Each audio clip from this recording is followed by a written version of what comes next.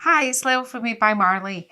Today I am going to be showing you what I did with the new IOD transfer Holly Glen and um, just this kind of quite simple craft project which ends up looking really effective. You know, those really ugly shop bells you get in your Christmas decor, you know, the plastic looking ones. I just took those and this is what I turned it into. So if you're interested in seeing what I did, just keep watching and you'll see how I turn some really ugly bells into something quite pretty.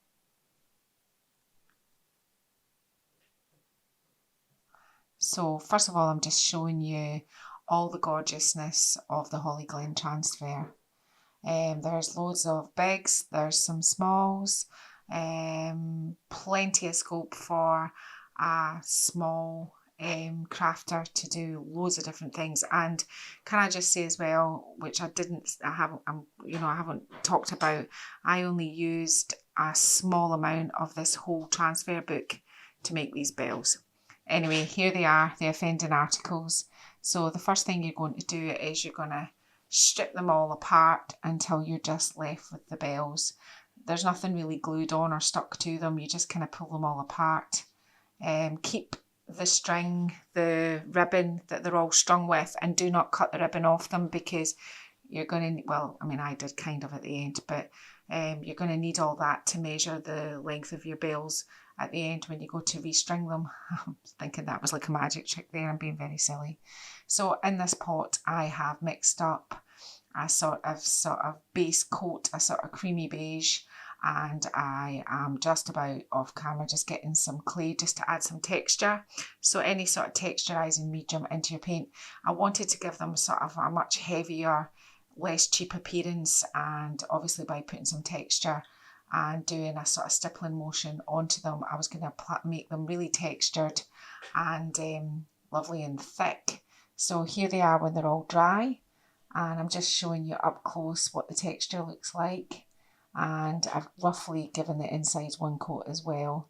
They're very thick with texture, which is going to help for what we're going to do next. So next what I'm doing is applying an orange, a brown and a black kind of together to get a sort of rusty effect, and all I'm doing is I'm sort of mingling them together without cleaning my brush, stippling them back onto the texture to make them look like the bells are rusty. You're going to have to kind of work to get this technique kind of right. Sometimes you need a little bit more orange, sometimes you need to add a little bit more brown.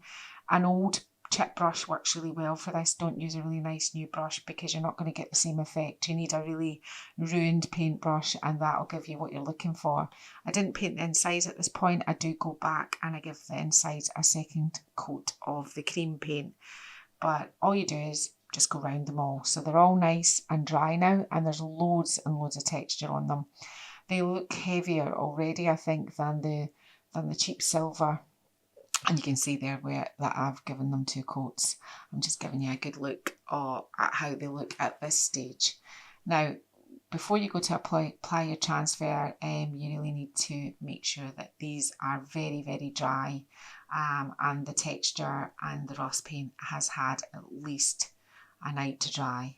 So I'm going to be using the little square ones that are like sort of almost like little images, little sepia images.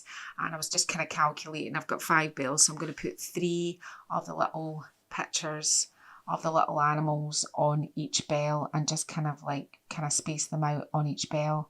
Now, this is where it works in your favour. You want it to be, because it's so texturised, you want them to come out sort of crackly and almost aged looking.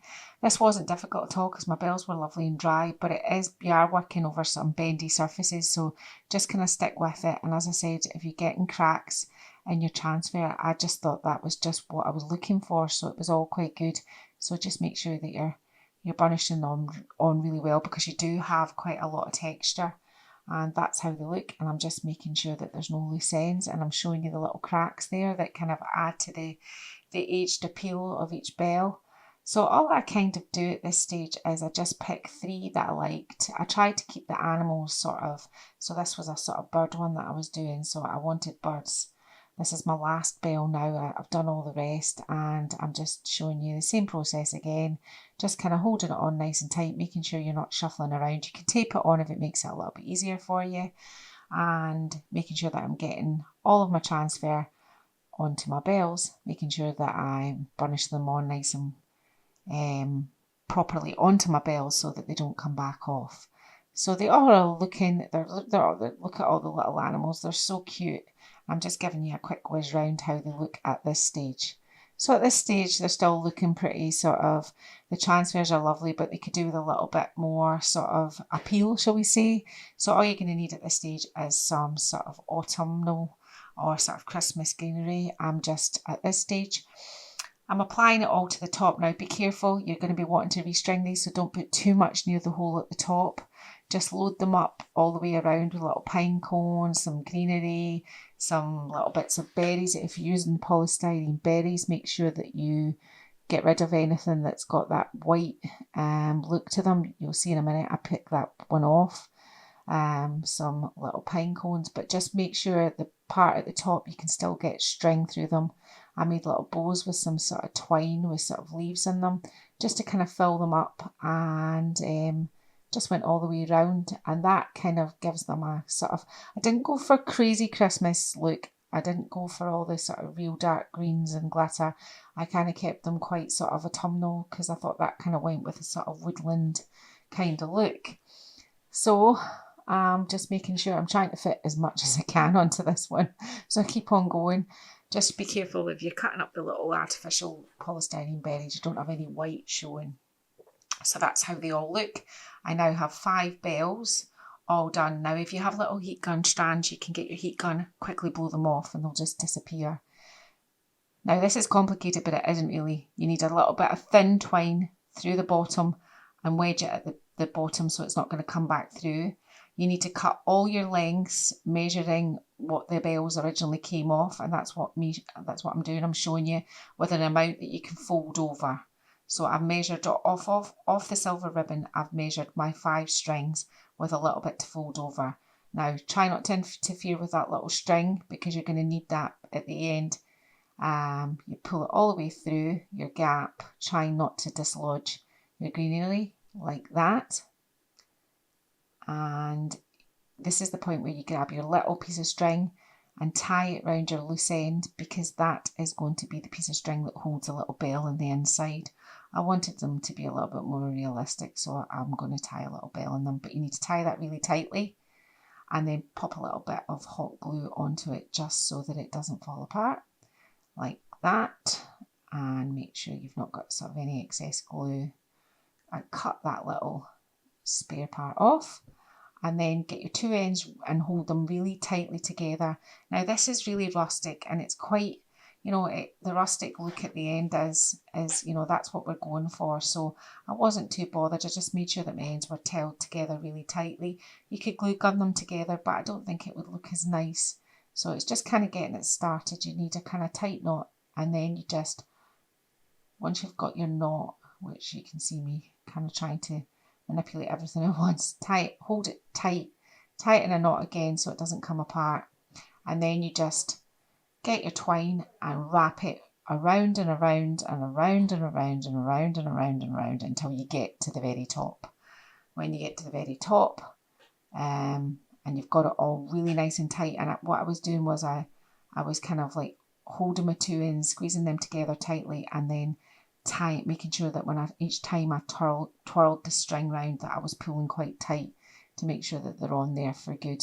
So you just do that right to the top. When you get to the very top and you have tied a little knot in the top, you can get your hot glue and just put a little tiny dab of hot glue on the top, because that just stops it all from coming apart. And if you're not happy with it the first time round, you can go again. There was a couple that I did that I thought I needed a wee bit more string, and I just went back and I did it again until it was all covered up. So this is just me gluing my last piece on at the end, just halfway down, and then I'm just going to put another little tiny tap of hot glue there just to stick it together. Yeah. So that's what you do with all of your bells. You just go ahead and you string them all, and you'll have obviously your 5 varying lengths. You'll have a big long one, then a slightly long one, and then a medium one. And I've done 2 at this point, and that's me showing you. I'm going to put these artificial leaves on there just to cover that sort of join, just to kind of so that it's not just, you know, that big sort of join. I think that's what I'm saying to you at this point.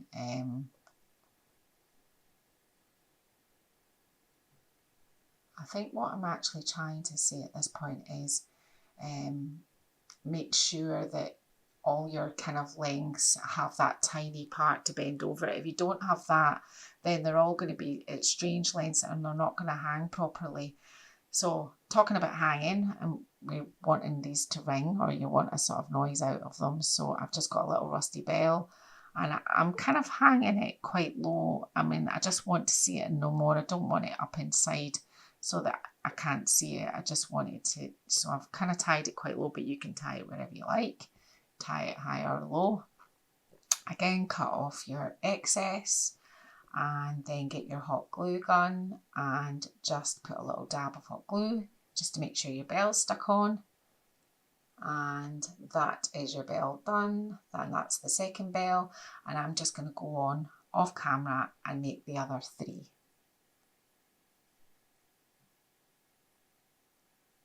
So this is me just finishing off the parts that have the big leaf. I decided to kind of put them in the hole at the top. I think it's enough to kind of camouflage the string, and I think they all kind of work sort of cohesively together. Now you're going to have to kind of fiddle around with them so you get all your animals looking, you know, depending on what way you're going to hang them to the front and everything, and making sure that, you know, you've finessed them all and made sure that they're all quite right. I'm picking off little glue gun strands there, just run it over with a heat gun. So what I've got is I've found a little ring off a piece of my furniture, and it's got a sort of kind of long part. I'm going to stick the long part of the handle in the top loops, and then I'm going to wrap a whole heap of twine round to hold it together. I mean, I should have maybe put some hot glue in there, but it was actually quite secure once I've done it. If you don't have a surplus of, being a furniture artist, I have a drawer full of handles and things like this, but if you don't have things like that, I had originally was going to do it with an old curtain hook. So you could get an old curtain hook and you could attach your bells at the top with an old curtain hook. And I'm still wrapping these up. I've had to add another bit of string, and I think I add a few more pieces. I wanted it really tight, and I wanted it quite thick. I wanted a sort of kind of lumpy part at the top that made it look, you know, it kind of went with the overall vibe. The rusty bells, they're textured, they look a bit vintage, and so it all kind of pristine and glittery wouldn't have worked. It just was enough to kind of finish it off that way. So I'm just getting my last piece of string and wrapping right round tightly again to the end.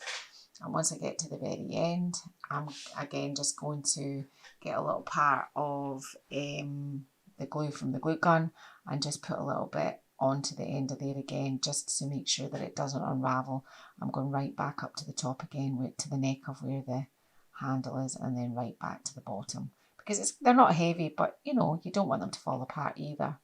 So just tuck that in there, give it a wee knot.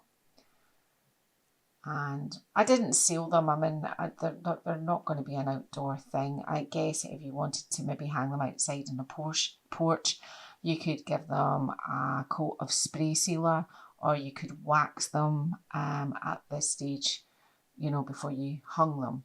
So here they are at the end, and here's a little fox one, and I just got a paint pen and I just some little dots on them to make them look like they had little parts of snow.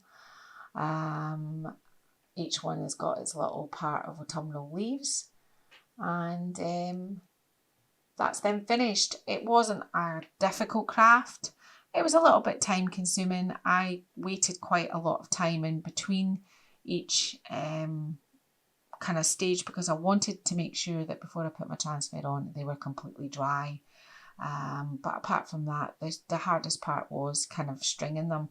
Just make sure you don't stick all your greenery near the holes at the top of the bell, or that'll be a nightmare to try and get your thread through. Anyway, I've been Lel from Made by Marley. I really hope you've enjoyed this little small craft, and I can't recommend this transfer enough. It is a really beautiful transfer, and as I said, I've only used a few pieces and parts of the transfer. There's a whole booklet left over to make many more crafts.